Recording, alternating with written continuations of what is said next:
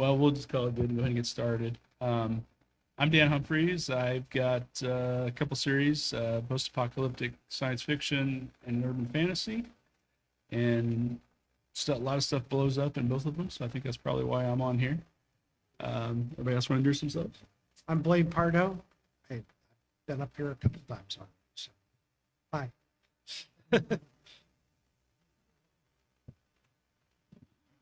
I'm Pardoe. Is that better? Cool. This is very intimate. Welcome to Night Talk. Not the night gallery? No, not. By the way, we are live. I did just check. Go back to airplane mode. I am Declan Finn, the man, the myth, but mostly the jacket. I am the author of somewhere between 35 and 40 novels by this point. I've lost count, and I don't have my cheat sheet in front of me. I will write in, and I have written in damn near everything from vampire romance. I need the air quotes because there are far more explosions in that than are usually in the genre. Probably I'd be kicked out of the genre somewhere around the Vatican Ninjas. Let me see. Horror, a lot of horror. Two post-apocalyptic, some mystery, blah, blah, blah. I've been around. I've been nominated for a few awards, the Dragon, Helicon, a few other things. Currently running a Kickstarter for my next, quote, vampire romance, so if anybody's interested. I also run a review site called Upstream Reviews, and this panel is very amusing to me because I have 12, 13 reviewers, and only one is a woman. So asking the question, do men read? It's like, yes, I know a lot of them. And Declan is actually the first guy who is writing a Land and Sea novel, which is done for, outside of me writing. And it is incredible.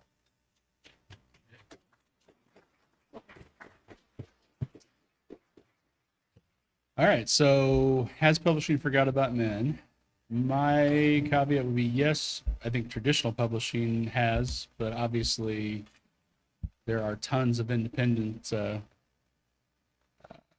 venues available, as we can see. So I don't know how else we want to address that. I actually did some research, kind of went back in the Wayback Machine in my head in preparing for this, and when I was a teenager, I guess I started thinking about men's fiction, and I read a lot of like The Executioner and The Destroyer, Able Team, all the really trashy leisure books, that you'd get at the bookstore, and that kind of got me, I don't know, but buy in between fantasy series and stuff like that.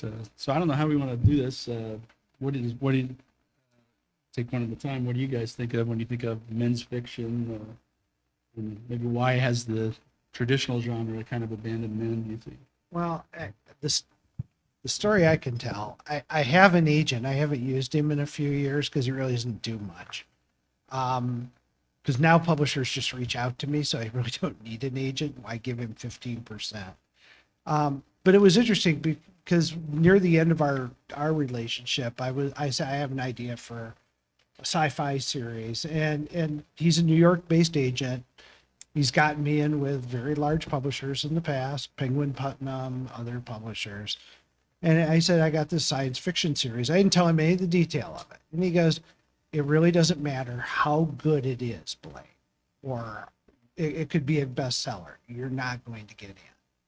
And I said, what do you mean? I'm established. I've written all these books and people know me. And he goes, you're not a lesbian female. And he said, right now, the New York publishers only want books from gay men, lesbian females. That's what they're looking for. Yes. Okay. If that's a thing, sure. I'm sure that'd be hot. But it was very sobering to hear. It's like, he's like, I can't walk into Hatchet, I can't walk into Tor and pitch your idea because they won't let me in the door. And so the question of, is publishing forgotten men? It's no, publishing hates men. And I'm talking the New York mainstream publishers. Anybody who feels different, you're welcome to have a differing opinion on that.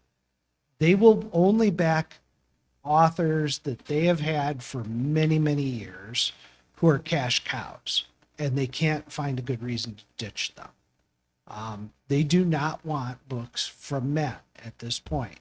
That is very much where they're going.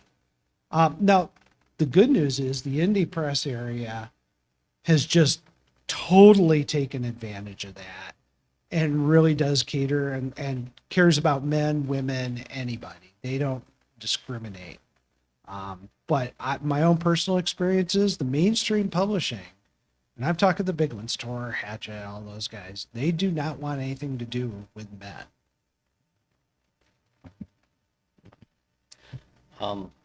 Given my experience with Tor in other areas, I have not actually submitted to them that I recall ever in my life. Let's face it, how many people here are familiar with the Sad Puppies campaign of a few years? Okay, fine. Is anybody really surprised that Tor takes that attitude? Because let's face it, if you're to the right of Mao, Tor seems to hate your guts, male or female. And yeah, the amount of agents I have seen going around X talking about who they want to hear from, and it's not about plot, character, premise, genre. It's what color are you? Well, what is your background? What is your intersectionality? Who do you sleep with when the lights go out? If you can tell, or if you can remember. And what side of the bathhouse do you work? Do you bathe in? So yeah, none of this is surprise. I don't think any of this comes as a surprise to any of us. That yeah, they absolutely hate men, and that's not exactly limited to just publishing. Let's face it, most of entertainment is, well, let's see. We're going to take the worst attitudes of, we're going to take the worst possible stereotypes of women. We're going to transplant them onto men and vice versa. And if you don't believe me, just look at Brie Larson playing Miss Marvel or Captain Marvel or whatever they're calling her or it today. Unemployed. Mm-hmm. We can only hope. It's funny you mentioned entertainment because I've been trying to think, is there a single TV show out there where the dad figure is not, some sort of bumbling Homer Simpson fool? Modern Family, the dad's kind of a goofball. Blue Bloods, I haven't actually watched Blue Bloods. Blue Bloods is actually kind of Okay. awesome. If you don't mind, All right. 15 seasons. I don't have time for that thing. Okay, I'll put that down in my notes. But I think I think it's something that we all recognize. But I think it also is a good thing in a way, because there are venues out there. You have Wargate, that Nick Cole and Jason Ansbach are doing. You have independent stuff. There are sources out there. Even I would say Bane to some extent. Anything with David Weber pushing missile pods out the back of spaceships. There are options, and it seems strange to me because I'm a capitalist, and they're leaving money on the table. So I think in some extent it seems like ideology trumps actually being able to make a profit. You would think that. But, it is interesting because Galaxy's Edge is hugely successful. If you haven't, from Wargate, massively successful. And the Legion doesn't have any females. It just doesn't. They can't meet the physical requirements. But the series does fantastic. And it's kind of like this whole thing we've been going through with Warhammer 40K. Any gamers here? Yeah, raise your hands. We got all the gamers. Yeah, if you followed what's been going on with Warhammer 40K, they're rewriting their history so that there's female space marines now. And it's done nothing but cause a lot of ire within the gaming community.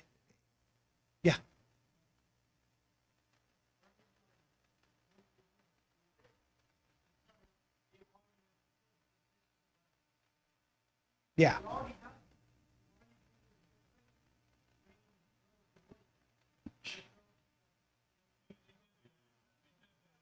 Yeah. Well, it's a good point. You know, they already had something where there was a unit that were female, but it wasn't enough. It's never enough when you're dealing with the woke mentality. And, you know, that they have really managed to corrupt what I call the New York publishing area. It's just even the publishers, Simon and Schuster will put out conservative books, but the ratio of conservative books to liberal books is amazing, which wouldn't surprise anybody in here. So even on the nonfiction area, the slant is in for that. And it's very strange to watch from a dynamic. And I found that most female readers don't care if a man or a woman writes it. They're just looking for it as a good story. And I write true crime with my daughter. And yeah, I've been to CrimeCon. 80% of the people there are female. You know, that is a group that is true crime is a genre that is primarily female. But they don't care if a man writes it or a woman writes it. They don't care anything about that. They just want to know, is it a good story? And is it going to be on Dateline? You know, so it's weird to see this in this light. But to your point, I think the indie publishers they're like, you're leaving money on the table. We'll take that money. We don't care. Right. You know, and they're not worried about a women's group getting upset going, well, you don't have women legionnaires. Well, yeah, they can't meet the physical requirements. Next. They'll move on. And it's not an issue. You know, it doesn't mean they don't have female characters in the universe, but not in their legions. So it's okay to draw some lines because those lines exist in real life. So, you know, I think it's great that the indie publishers recognize this, step up to it, and are willing to take that money and be very successful at it. And let's face it, in the long run, the publishers are probably thinking, because in case if you know anything about publishing, there are elements of stupidity that run through it, even as a basic premise. You know, 20 years ago, I heard a publisher talk about how, yeah, publishing is kind of like, we're going to roll a magic 8-ball a few times, and we're going to find out which is going to be the bestseller this year, based off of, you know, one person's gut instinct and, you know, pretty much that. And that's no way to run a railroad or an entire enterprise. And let's face it, they figure they're it. I'm sorry, are they now down to the big 3, or are they still on the big 4? They used to be the big 5. Yeah. And, well, what are you going to do? Read somebody else? You know, the big 5 control all. It's like, yeah, well, about that. They don't seem to think, you know, people will go to Bayan, people will go to Wargate, because, we are publishing. Well, problem is, they're not, and people have been talking to me, people in the publishing industry have talked about how they're basically running off of a model from the 50s, you know, which is why they're still in New York City, Right. the places with the highest overhead in the universe. And, oh, well, publishing costs are so high. Well, if you move out of these places where your rent is going to be, you know, bigger than the gross national budget of some countries, maybe you might have a profit margin. But that's just me.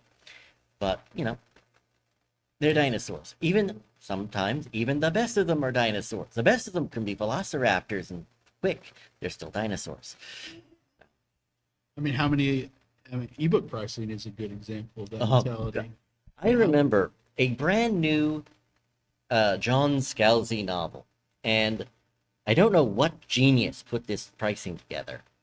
The brand new book in hard copy, $9, $10, ebook $15. Yeah, $14.99. That's their sweet spot. Yeah. It doesn't make any sense. I Because mean, oh well, everyone buys ebooks, so we'll just price ebooks higher, right? yeah. Because that's how this works. No, that's not how this works. That's not how any of this works. But go ahead. Yeah, but we're in a realm now where Star Wars books are selling less than 10,000 copies. Yeah. Hmm. I mean, Star Wars used to be the hot item. You know, Timothy Zahn, Mike Stackpole, when they were cranking out the Star Wars books, they actually sold a lot of copies. Well, they did, and there's this funny story that goes behind that. At some point over drinks, I'll share it with you. Because the editor over there is Jen Heddle, and Jen Heddle was the person that killed the BattleTech Dark Ages series. And how do you know this, Blaine? Because I was there, and she told me, "We don't want you hacks who have been writing this for years to come in. We're going to hire real science fiction writers," and their sales tanked. Yeah. Guess what she did over at Star Wars? We got rid of all the legacy writers. We're going to bring in real writers and tell wonderful gay stories in the Star Wars universe. And guess what? It tanked. You know, these people do not understand the publishing industry, and they view it more as a platform for their agenda than they do actually providing entertainment. And I think people forget we're in the entertainment business.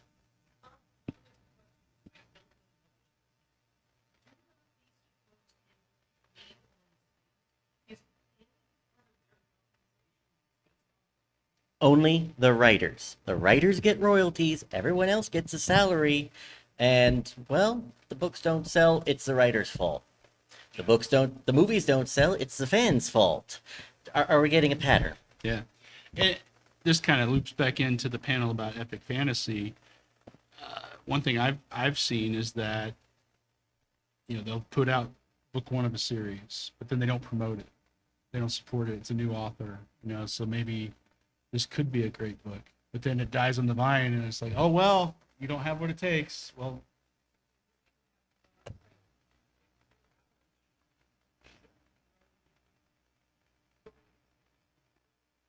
I was gonna say, I think I might have seen that article. That's something that brought that to mind. Yeah, because he lost his contract because his sales were flat or whatever after the first or second book.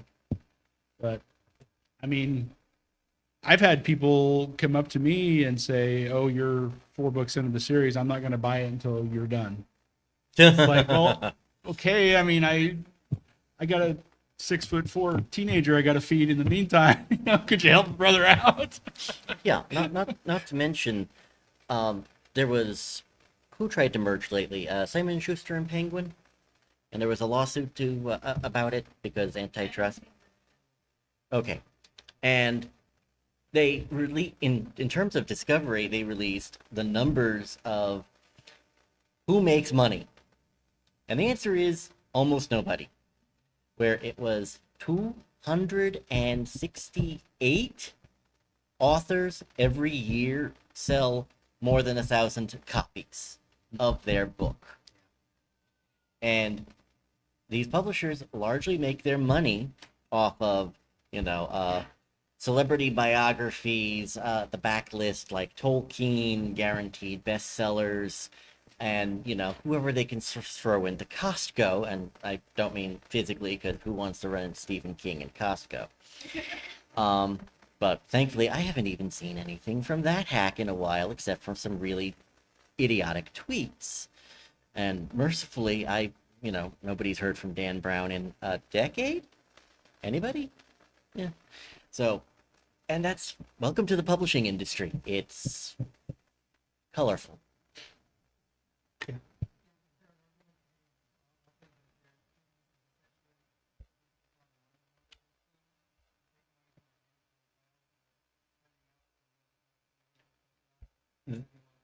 That has been at least my theory with every CW show for the last few years. It's like, Batwoman, here's, hundreds of millions of dollars. It's like, there's hundreds of millions of dollars? You have it? Where is it? I've seen stories that a lot of political biographies are in a sense, a Oh, yeah. a donation. You know, they pay $5 million to Oh, definitely. Michelle Obama, and then her book is, you know, stacked up at the, you know, half price books because they can't sell. Correct. Yeah. And a Netflix deal and a few other things. But Hey, yeah. at some point you have earned enough money. Well,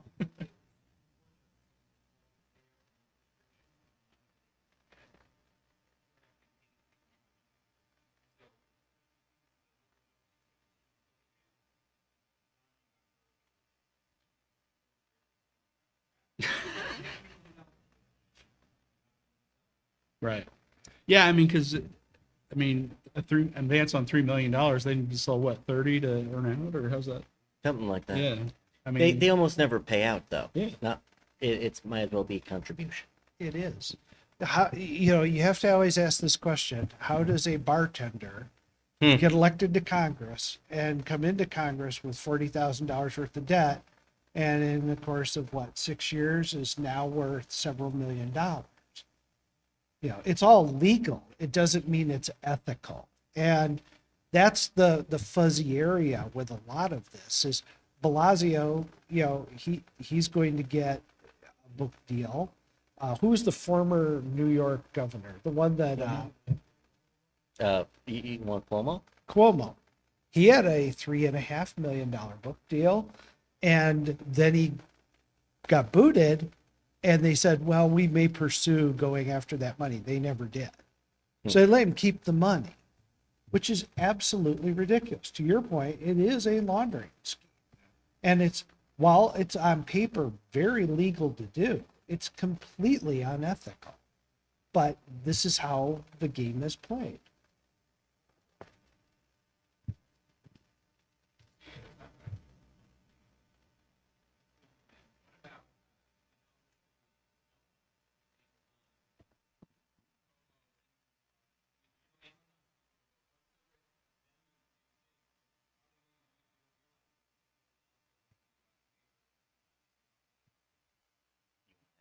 Oh yeah, yeah. Because I was telling this story earlier. The it's not so much they go at you based on male or female, but they do go after you if you're conservative versus liberal. So when Blue Dawn, which I wrote, is a political thriller for conservatives, we had advanced sales that were very good. The book was number 2 in its category for political thriller on pre-sales. The day we launched, Amazon lost all our pre-sales. And everybody who did a pre-sale said the book has been, got an email saying the book has been canceled. And so I called my publisher, Defiance Press. I was like, what the hell's going on? And they were like, they talked to Amazon. Amazon said, oops, it was a technical glitch. So they, you know, people could then go buy the book, not a problem. But we lost that clickable moment. They already bought the book and they're confused. They get an email saying it's canceled. It's real hard to get those people to go back and do it again. I talked to several conservatives. That has happened to them. I will tell you another stunt that gets pulled is they play games with the algorithms in terms of our sales ranking. So you can be at, let's say, 12,000 in the Amazon sales ranking in a category. I've been at 12,000 and an hour later been at 146,000. That's statistically impossible to have happened unless somebody is manipulating the algorithm. So they do things like this against conservatives. There was another conservative. He had a great book. I forget the guy's name. And he was with Defiance Press. We were talking about it. Amazon turned up the price of his paperback to $699. And you know, he didn't notice it because it's not like you go in and look every day at your books in Amazon. But he was like, how come sales are so far down? And then they looked and it was like, oops, somebody did that. What a glitch. You know, and yes, they fix it. But how many sales did he lose as a result of that? So to your question, do they play games with us? Oh, yeah. They come at conservatives big time. I've never heard anyone who's liberal say that they've had this as a problem. Yeah. The But I glitches have- only go one way. Yeah, it yeah, these glitches are against us. Marketing is another way they hit you. Like if you try to run Amazon ads and there's a gun on your cover, they'll refuse to run the ad and they'll said that. Oh, I've had that happen. You have had- I've also had a book get disappeared because, all right, I have a horror series, Saint Tommy NYPD, Cop versus Demons. Book 6, everything up to book 5 was going fine. Book 6 disappeared. It was mysteriously titled Deus Vult, because I'm subtle like that. And that one had the problem. My publisher at the time, I don't know if Russell is even in the room, apparently one loud and angry conversation later it was fixed. But still, the glitches only go one way. Sorry, the glitches. Yeah, and I mean, I'm in IT in my real life, and there are always logs. There's always a history of how changes are made and who did what. So the fact that they call it a glitch is a little shady. I mean, it's obviously somebody is doing it. Whether that's a low level employee that has is abusing their access. I can't say, but there would be a way to find out who did what.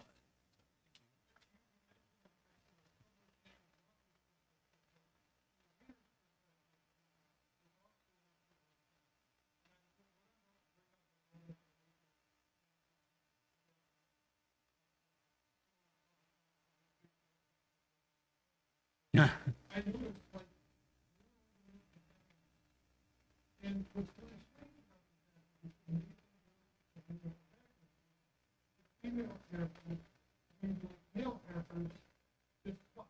Mhm.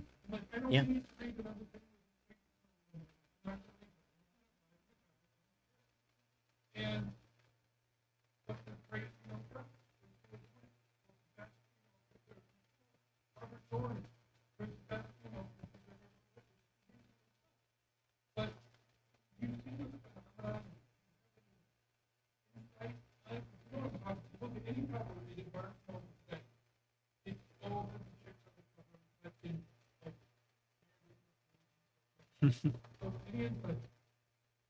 Well, I think everybody wants to have their own Honor Harrington knockoff. And I think they've been wanting to have that for, 30 years now?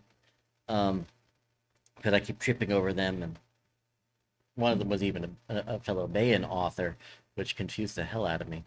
But yeah, no, and they've been trying to replace men with women, or women who are mysteriously tall and broad and are, flat, for lack of a better term, and it's so they're men who speak soprano,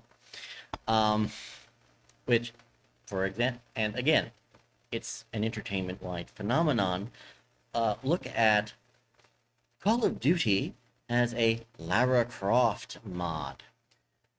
Aside from the same colors as the traditional Lara Croft outfit, it's a guy. It's a guy with big bulging muscles, and mysteriously not pecs. And you go, why? And the answer is, screw you, that's why. Because we're back to... And they No. don't, and No, the you're publishers don't No. care. That's the problem. As Blaine opened, they hate men.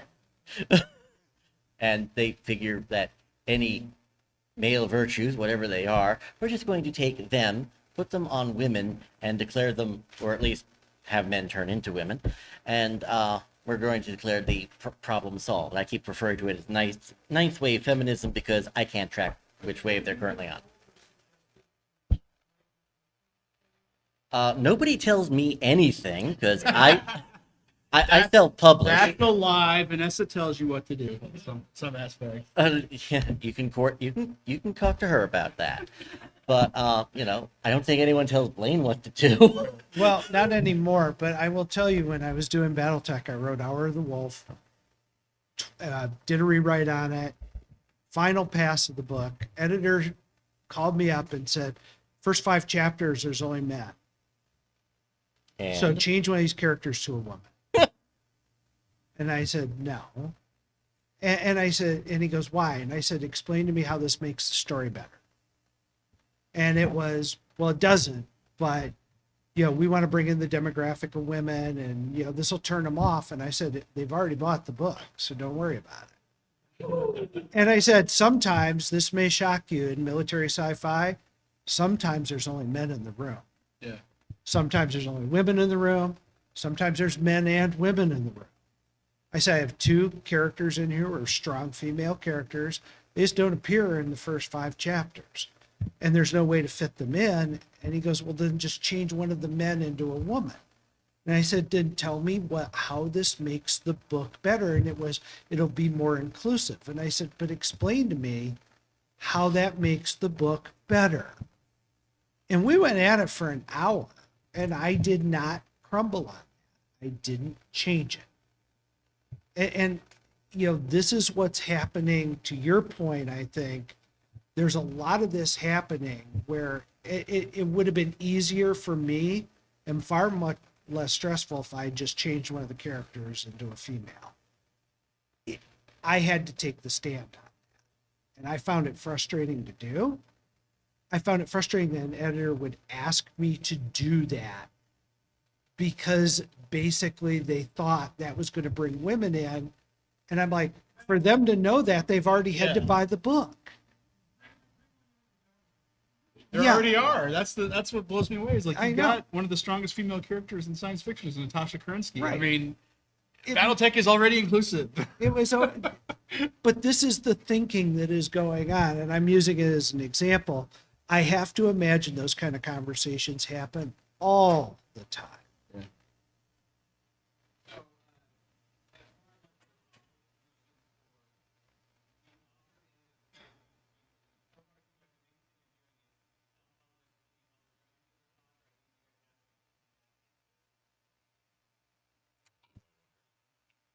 I think we're winning. I mean, it's going to take time, but I mean, Brandon Sanderson doing his Kickstarter independently, that's an example. Dean Koontz is pretty much independent at this point. He doesn't work for, he is technically published by Amazon, but I'm pretty sure they don't tell him what to write. And he's still selling.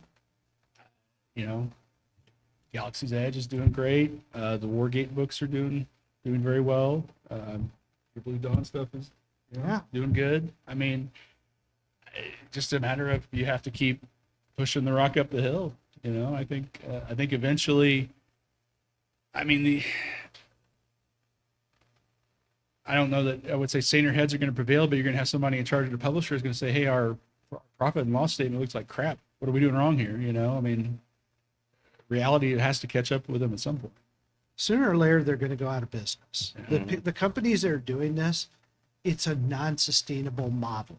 Okay, you can't be selling books where you're publishing a book, promoting a book, and selling 200 copies. That's not a sustainable. What I always say is, what can we do? To your point, it's real simple. First of all, when you read a book and you like it because it's right male protagonists in the right places, right females in the right places, put that in your Amazon review. Give an Amazon review, okay? A lot of people say they'll do it, but a lot of people don't. And you want to really mess with Amazon, promote an author and give them positive reviews. Tell your friends, this is the book. I read this guy's book, this person's book. It was really good. Help that author grow. And every time you do that, you're taking money away from the publishers who are doing it the other way. So you want to mess with them? Support the people that support your perspective. And I think that's something that's just got to happen. We as conservatives, we are very tight, but we will also screw each other over at the first chance we get. We are our own worst enemies sometimes. But when it comes to the arts, support your fellow conservatives. I when I came here last year, I met Declan, and I gave him a book deal. I've met Herman Hunter, and I promoted his books because I bought them here at BasedCon. So I try to eat my own dog food here. I've had Robert on my show, things along those lines. You've got to be able to support the people in our own community. And there's a whole bunch of writers who have their books out there. You know, pick one up and make sure when you read it, even though it's a non-verified Amazon purchase, go post a review about it. Post it up on your social media. This was a good book, and here's what I liked about it. There's a reason why I have one, a review website, because I got tired of people telling me, oh, conservatives don't do art or literature. It's like, I got 100 people here. Anyway, also, anytime somebody, a conservative, and I use that again with air quotes, makes that statement online, like a certain chinless, bearded weirdo over at the Daily Wire, I just take the post, I go over to all of my reviewers and go, hey guys, would you like to drop all of your reviews under this tweet so you can tell him, hi, this is why you're wrong. Exhibits A, tweet, B, tweet, C, tweet, etc. So even if we don't ratio him, it might be a little bit extra advertising. Man, you've had your hand up for like the last 5 minutes. No, no, no.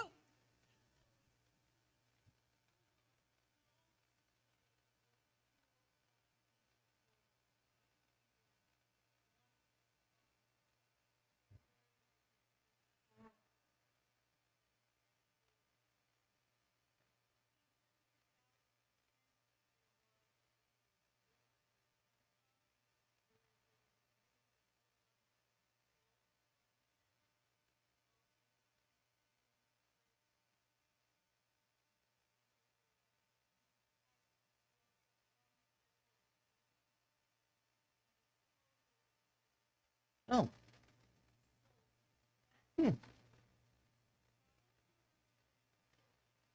For once.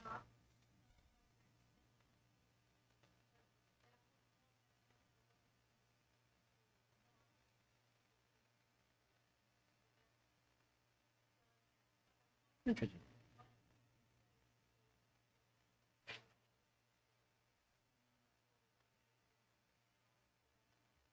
Well, You know, go ahead. if I go ahead. can, I don't want to answer that. Eric, I'd like you to answer that because you're a reader who's male, who reads a lot of fiction. Yeah, yeah.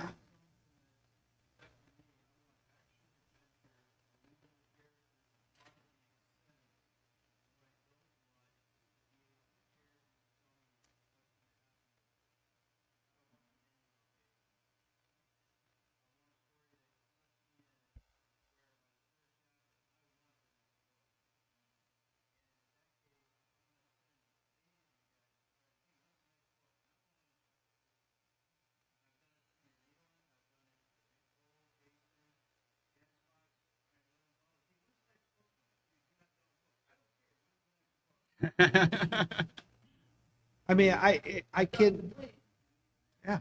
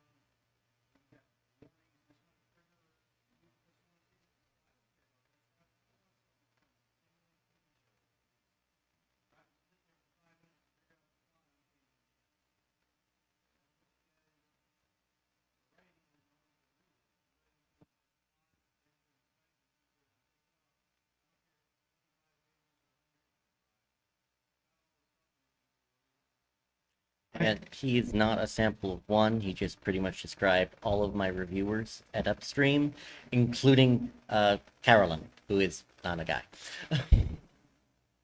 Yeah, I just, with me, I look at books that I like to read because I am male biologically and mentally. And I look at books I like to read. And I've gone back to some of the 1970s stuff. I read the old Mac Bull and the Executioner series, short books, gritty, lots of, they basically, each one is an action movie. It's like having Die Hard in paperback form.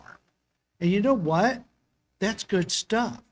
And I found I've drifted back to Westerns because Westerns tend to have traditional roles. They tend to be vigilante type stuff. It's, you know, it's good versus bad. It's good versus evil. It's the characters make sense and I identify with them.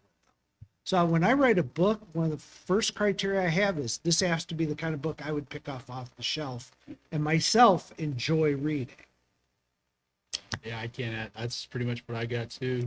What's your question?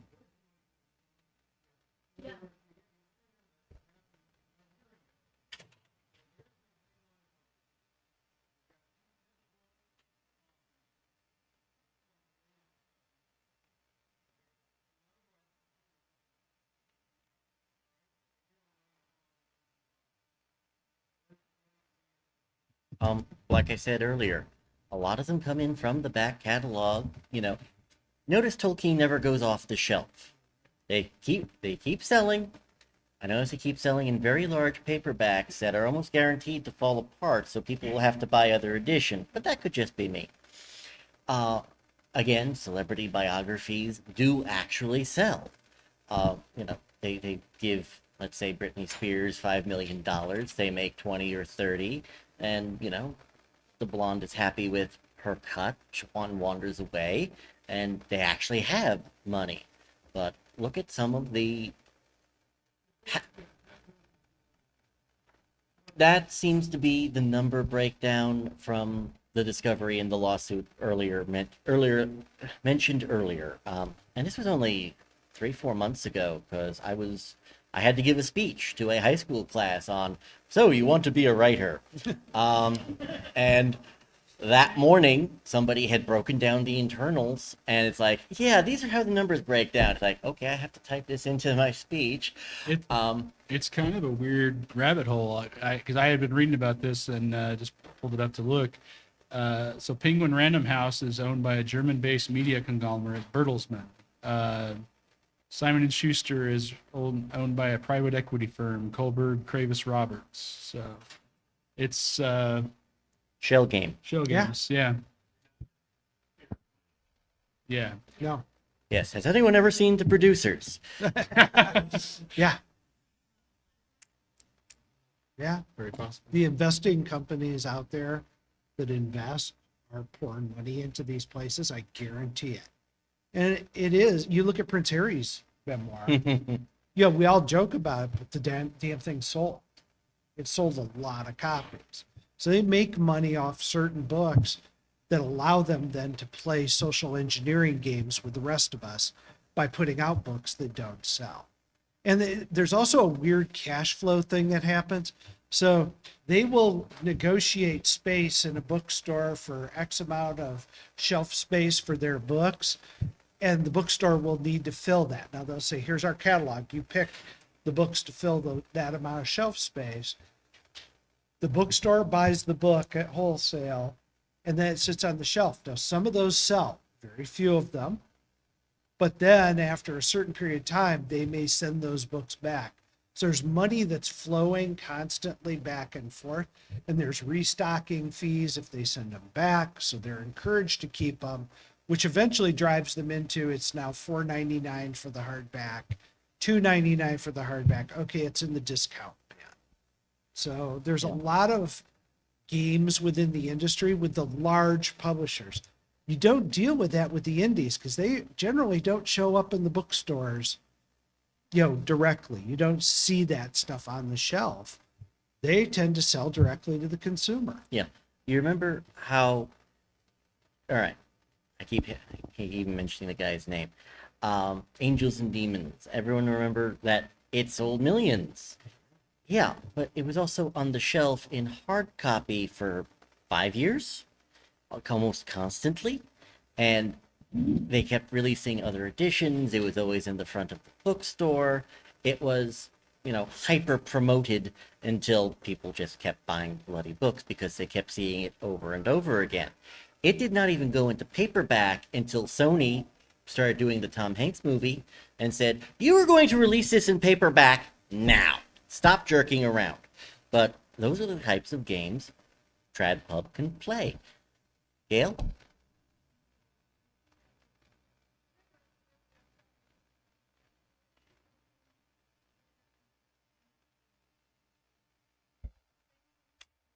Yeah.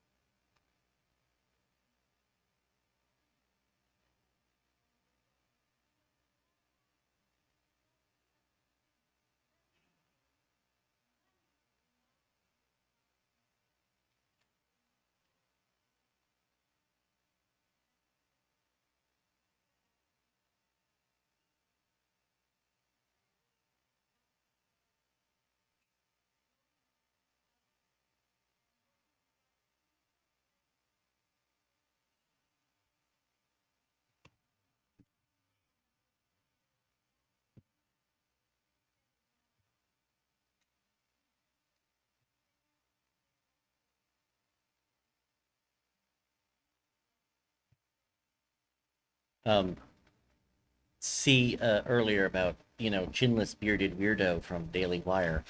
And yeah, but he's not going to be affected by us. He doesn't care about us. And this is why I make certain upstream reviews only reviews only reviews books we like. We do not give negative reviews. It's like, you give us a book and it sucks, we don't talk about it. It's like, okay, fine, it happened. And nobody else will ever know about it. So we're not going to slam anybody. I will. Me personally, right here. Yeah, we made exactly one exception once several years ago, and somebody jumped on us and said, "Oh, you're only doing negative reviews." I promptly bit that guy's head off because it's like, "Oh, we've got over 50 reviews now, and nice of you to chime in on the one negative one we did." So that was fun. But yeah, as far as backing each other, well, we're all here. We've got upstream reviews. We do have Wargate, and in case you haven't, Rob is working on stuff. Jamie Wilson mentioned earlier, she's working on stuff. So moves are being made. It's just we're too busy writing books. Well, but your point's very valid, to be honest with you. My wife and I joked about this. I said the success of Deadpool Wolverine means that they've got $1 billion now in the bank that they can spend on real crappy movies. Yep. All right, I think we're getting played off the stage. So thanks, everybody. Thank you.